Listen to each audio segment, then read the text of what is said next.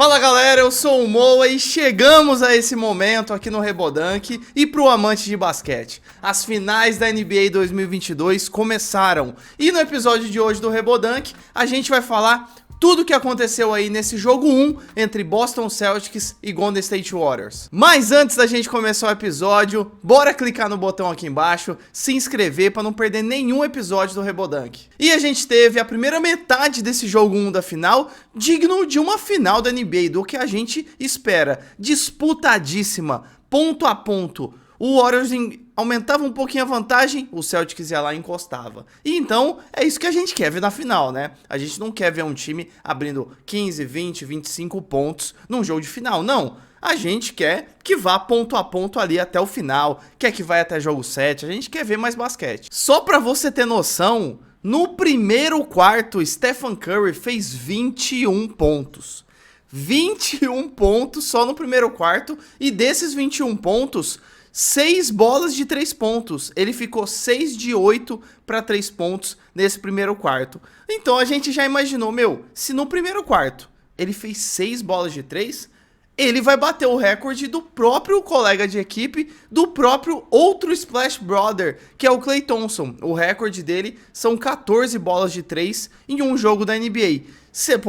O Curry já tinha feito 6 no primeiro quarto, ele vai bater fácil, a gente pensou, né? Mas mesmo com essa performance do Curry, o Celtics estava jogando duro. O Celtics não deixava o Warriors aumentar a vantagem. O Curry fazia suas bolas de 3 e tudo mais nesse primeiro quarto, e o Celtics estava sempre ali.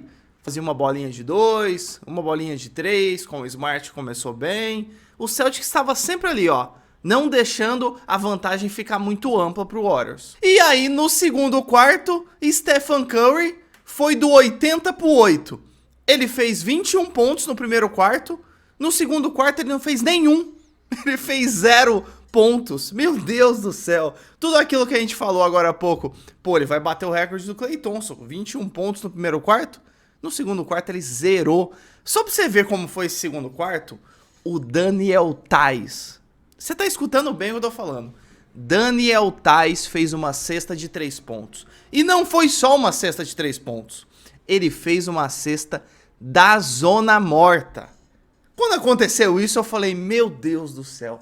Olha o que estamos vivendo. Daniel Theis fazer uma cesta de 3 na zona morta na final da NBA. Meu Deus. E aí a gente foi pro intervalo da partida. Segundo quarto muito disputado. O Celtics passou à frente. Até o Daniel Theis fez cesta, né? Então tinha que passar à frente mesmo. 56-54 pro Boston Celtics. Do lado do Celta, quem tava comandando era o Jaylen Brown, já que o Jason Tatum tava mal na partida. Tava só com 8 pontos. E pra compensar, a gente vai falar no final nos destaques, mas pra compensar a partida que o Jason Tatum não tava bem, ou não tava como se esperava dele, ele começou a dar muitas assistências. Ele pensou... Se eu não tô fazendo ponto, vou passar para meus companheiros aqui de equipe e eles fazem os pontos, que era o que estava acontecendo. Já do lado do Golden State Warriors, o Curry era o destaque até o intervalo, com a mesma performance do primeiro quarto, já que no segundo quarto ele zerou, né? Então o Curry tinha lá os mesmos 21 pontos, 6 bolas de 3 que ele fez lá no primeiro quarto. Entrando no terceiro quarto, de total domínio do Golden State Warriors. O Warriors abriu 38-24 nesse quarto. Como eles vieram do intervalo perdendo por 2 e ganharam o terceiro quarto de 14, então no somatório, no final do terceiro quarto, começo do último quarto, no somatório final, Golden State Warriors estava 12 pontos na frente. Um jogo no ataque muito bom do Warriors nesse terceiro quarto. As bolas do Celtics não estavam caindo. Inclusive, o Wiggins foi um destaque desse quarto. O Curry não mandou tão bem não, igual mandou lá no primeiro quarto. Não mandou tão mal igual mandou no segundo, deu uma melhoradinha. Mas o Wiggins foi o destaque do Warriors nesse terceiro quarto. E aí a gente pensou, né? Acabamos o terceiro quarto. Vamos começar o último quarto do jogo 1 das finais. Jogo na casa do Golden State Warriors. Golden State Warriors está ganhando de 12 pontos. Já era, né? A vaca deitou. A gente pensou isso na hora que a gente estava assistindo o jogo. Porque, 12 pontos na frente. Tanto que o Steve Kerr, o técnico do Warriors, pensou a mesma coisa. E aí você fala, Moa, por que você tá falando que ele pensou a mesma coisa? Porque os 2, 3 primeiros minutos do último quarto, o Steve Kerr colocou o Stephen Curry no banco. Meu, é jogo 1 da final da NBA. Beleza, você tá ganhando de 12 pontos. Mas a gente tá na final. A gente não tá num jogo normal, que tô 12 pontos na frente. Vou colocar minha estrela aqui no banco pra descansar 3, 4 minutos. Meu, é jogo da final. Eu não entendi até agora. Eu entendi o porquê que ele colocou o Curry no começo no banco. Mas por que ficou 2, 3, 4 minutos no banco, eu não entendi. Porque o que aconteceu nesse começo do último quarto? O Boston Celtics veio pro último quarto como se não houvesse um amanhã. É por isso, é por essas e outras que a gente ama tanto o basquete. O jogo tava ganho, mas não tava tão ganho assim, porque o basquete é incrível. Boston Celtics veio com tudo, começou um último quarto muito intenso. A defesa do Celtics, que é boa, né, muito boa, todo mundo já comentou isso, a gente já comentou bastante aqui no Rebodunk. Todo mundo fala sobre isso, que a defesa deles é muito boa. Mas a defesa estava muito boa e o ataque estava rolando. O Jaylen Brown começou com tudo, fazendo as primeiras pontuações no último quarto. O Derrick White estava muito bem na partida. Derrick White, que começou na série do Miami muito bem e vem vindo no embalo. E o Al Horford, né, que estava destruindo nessa partida até então. Ele ia ter, já a gente vai falar dele, mas estava destruindo. Uma coisa que eu iria ressaltar, antes da gente falar do final do quarto, é a defesa do Boston Celtics de novo. O quanto que a defesa do Boston Celtics estava marcando demais, principalmente o Klay Thompson e o Stephen Curry. Mas marcando assim, absurdo, absurdo. No basquete a gente brinca com aquela marcação, fica mordendo na marcação, que é quando o jogador vai receber a bola, já tem alguém te tocando ali, dando contato pra você, tipo, não ter espaço pra criar um arremesso, pra dar um drible, até pro corta vir.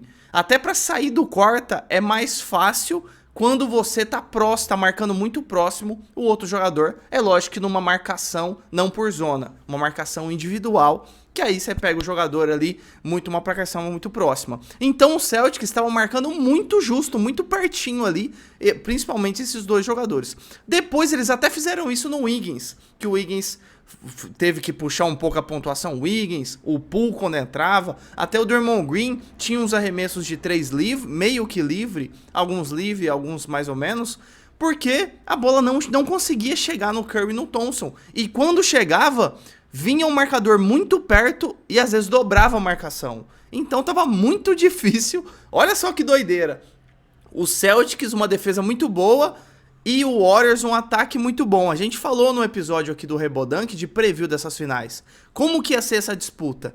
E nesse último quarto, a defesa do Celtics reinou. E nesse embalo, faltando 6 minutos para acabar o último quarto, o Boston Celtics empata o jogo. E depois que eles empatam o jogo e o Steve Kerr pede um tempo, na volta desse tempo, o Al Horford liga o modo lenda da NBA. Ele faz 8 pontos seguidos. Ele faz 2 bolas de 3 para abrir 6 pontos, o Celtics na frente, e uma bola de 2. Então o Al Horford foi o que abriu a diferença do empate até 8 pontos na frente pro Celtics. E aí já era, né? Aí já faltava 3, quando o Al Horford abriu essa diferença, já faltava 3 minutos para acabar o jogo. Com 8 na frente, aí o Celtics foi fazendo mais um pontinho, o Warriors fazia 1, até que nos últimos 1 minuto e pouquinho, foi no garbage time, colocaram todos reservas, porque já era, a diferença já tava na casa dos 10 pontos. Meu, eu fiquei impressionado com a virada do Celtics. Eu falei bastante aqui e vou falar de novo. Sabe o que pareceu? Na série contra o Miami da final da Conferência Leste, muitas vezes a gente viu o ataque do Miami e a gente falava, meu, o ataque do Miami parece que não sabe o que faz. Eles vão pro ataque e ficam movimentando a bola até estourar o cronômetro. O que tá acontecendo com o Miami? Esse último quarto desse jogo 1 da final, olha só que doideira. O Warriors, um dos melhores ataques da NBA, aconteceu a mesma coisa. O Warriors, nesse último quarto, em muitos momentos, pareceu o Miami na final da Conferência Leste. O Warriors não tinha o que fazer no ataque, porque a defesa do Celtics estava muito apertada. E o Celtics ganhou esse último quarto de 40-16. Lembrando que o Celtics entrou no quarto perdendo de 12 pontos.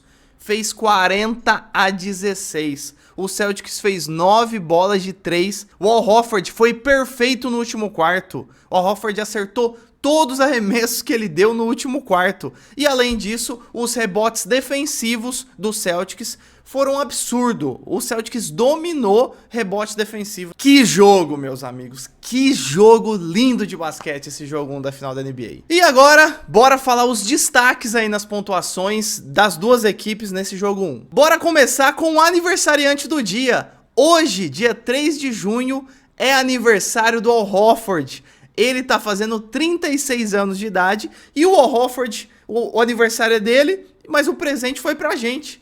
Ele nos presenteou com essa performance incrível no jogo 1 da final da NBA. Se liga, Al Horford, 26 pontos, 6 rebotes, 75% de field goal, 75% para 3 pontos, 6 bolas de 3 em 8 tentativas pro Al Horford. Quase ficou com o mesmo número do Curry, só que o Curry fez tudo lá no primeiro quarto.